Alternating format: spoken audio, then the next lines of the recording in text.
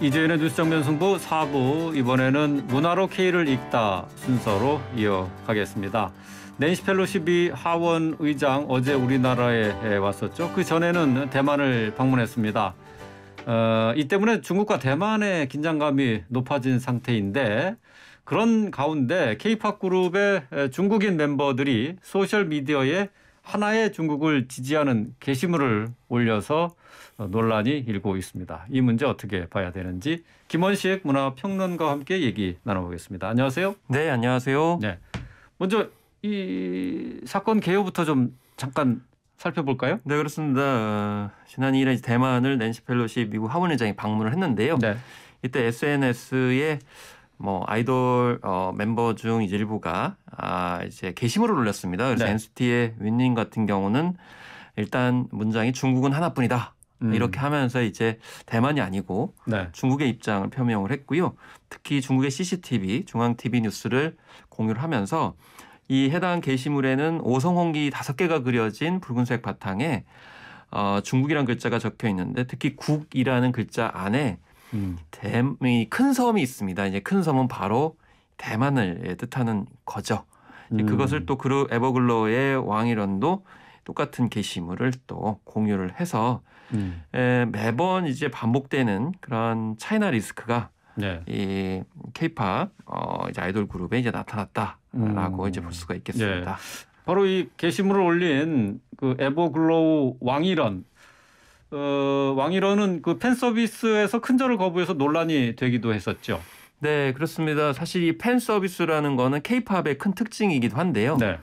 예를 들면 유럽이나 미국에서는 팬 미팅과 같은 행사를 통해서 팬 서비스를 그렇게 거의 하지 않습니다. 그래서 K-팝의 특징이 아무래도 팬 중심으로 여러 가지 이제 구성이 되다 보니까 여러 가지 행사를 많이 하는데, 이제 신년을 맞이해 가지고 이 팬들한테 큰절을 하는 네.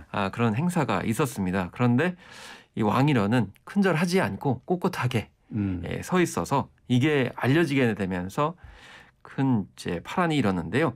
이유는 중국에서는 부모는 자식에게 무릎을 꿇지 않는다.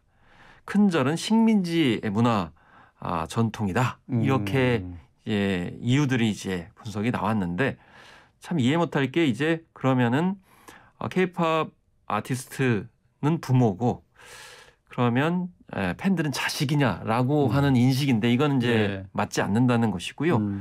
그다음에 큰절이 식민지 문화다. 이건 근거가 전혀 없는 것이고요.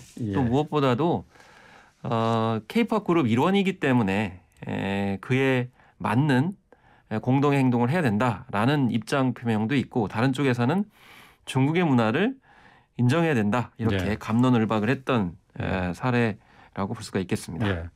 중국의 역사 문화 조작 활동이죠. 동북공정. 여기에 대해서도 게시물을 올린 아이돌들이 있죠.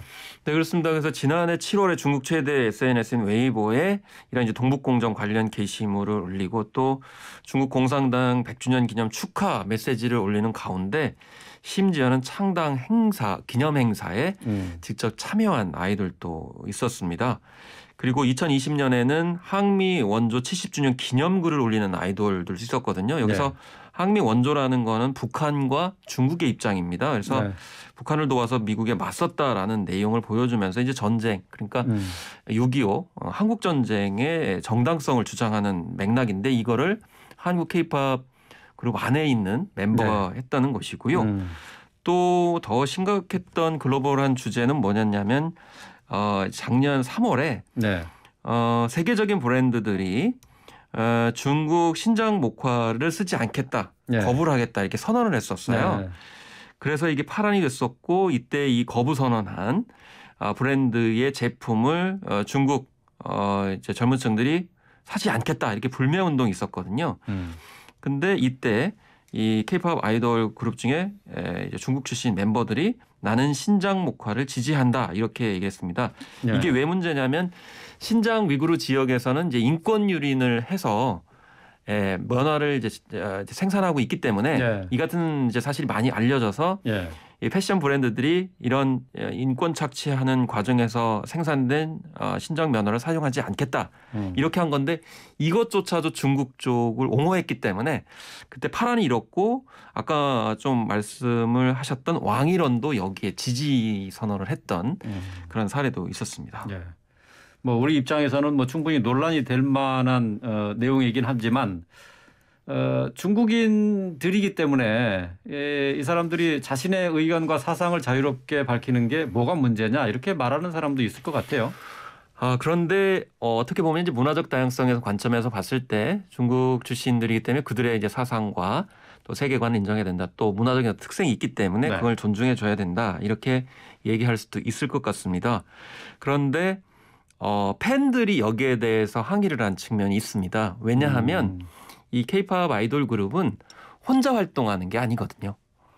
그러니까 여러 그룹 멤버들 그리고 네. 요즘에 이제 다국적 멤버들이라고 얘기를 하기 예. 때문에 예.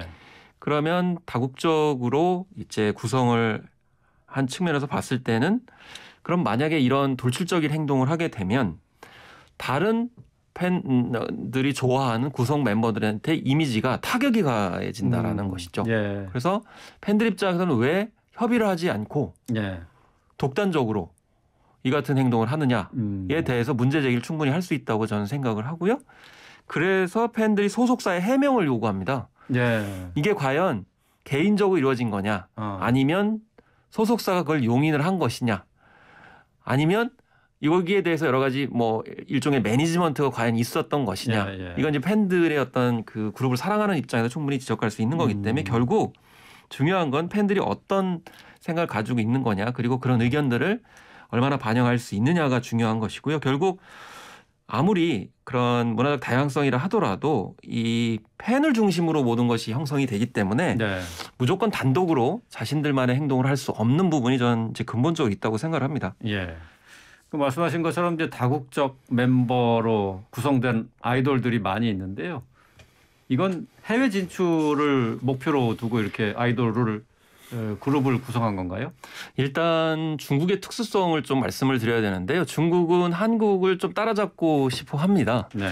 그리고 이제 내수 관점에서 봤을 때도 굉장히 필요하다고 생각을 하지만 그렇지만 이 케이팝 컬처 같은 이 사례들을 열게 되면 중국이 내부적으로 굉장히 복잡해질 수가 있습니다. 그렇기 때문에 사실은 케이팝 매니지먼트 같은 경우는 20년이 지나면 따라오지 못할 정도의 수준이거든요.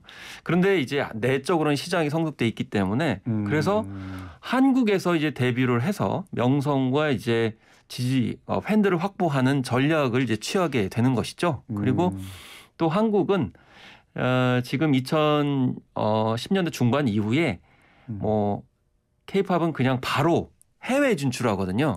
근데 사실 일본 J-팝하고 중국의 음악은 세계로 바로 진출할 수가 없는 상황이기 때문에 K-팝을 중간 정거장 삼아서 예. 일종의 디딤대, 도약대로 삼아가지고 세계를 진출하려고 하는 그런 측면이 있습니다. 그리고 이제 돌아올 자리를 이제 생각을 하는 건데 예. 한국에서 명성과 인지도를 얻게 되면은 중국에 가서 큰 부와 명예를 누리게 됩니다. 그렇군요. 그렇기 때문에 한국에서 활동은 하지만 이런 돌출 행동들을 하는 이유는 돌아올 다리, 뻗을 자리를 보는 거죠. 예. 만약에 결국에는 돌아갈 건데 결국 중국에서 이제 활동할 거군요. 결과적으로는 중국에서 활동할 거고 사실은 또 아이돌 그룹 같은 경우에는 그 생명주기가 짧을 수 있기 때문에 거기에서 이제 기획자를 한다든지 소속사를 운영한다든지 그러니까 그런 이제 활동들을 할 예정이라면 결국에는 장기적으로 중국의 이익에 부합하는 행위를 할 수밖에 없는 뭐 그런 구조를 이제 가지고 있다고 볼 수가 있는 것이죠. 그리고 실제 다국적 멤버들이 있는 아이돌 그룹이 해외 활동에 있어서 그만큼 또 유리한 건가요? 사실 이게 한알령 전에는 케이팝 비즈니스 모델이 중국 쪽에 많이 치우쳐 있었습니다.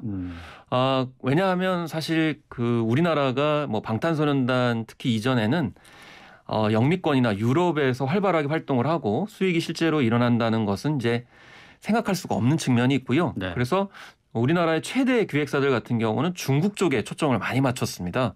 그러다 보니까 당연히 현지인 출신들을 캐스팅을 해서 발굴 육성해서 팬들을 모으는 형태로 했었습니다. 그리고 이 기획사 중에서도 이제 일부 기획사를 중심으로 굉장히 활발하게 그래서 예를 들면 뭐 첫 번째 가는 기획사라든지 예. 뭐 세 번, 네 번째 가는 그런 기획사가 중심주를 했었는데 이 한알령이 이루어지게 되면서 사실은 이게 좀 흔들리게 된 그런 상황인 것이죠. 그래서 그렇군요. 실제로 데이터를 봐도 중국의 음반 수출 의존도는 계속 낮아지고 있습니다. 네. 한알령이 좀 높았지만은 특히 2020년 같은 경우 일본에 이어서 2위로 이름을 올리던 중국이 미국에 이어서 3위로 떨어지고 있고요. 계속 지금 작년에도 떨어지고 있는 그런 상황이고 네. 음반사사의 음반 매출도 중국 매출이 0.6에서 2%밖에 안 되는 그런 상황이죠. 그러니까 일종의 한알령의 이제 자충수다 이렇게 볼 수 있는 거고 네. 실제로 유럽이나 미국에서의 음반 수출은 굉장히 많이 늘어나고 있는 그런 상황이고요. 이렇게 또 차이나 리스크가 있다 보니까 이 신생 그룹들 같은 경우에는 이 중화권 멤버들을 잘 뽑으려고 하지 않습니다.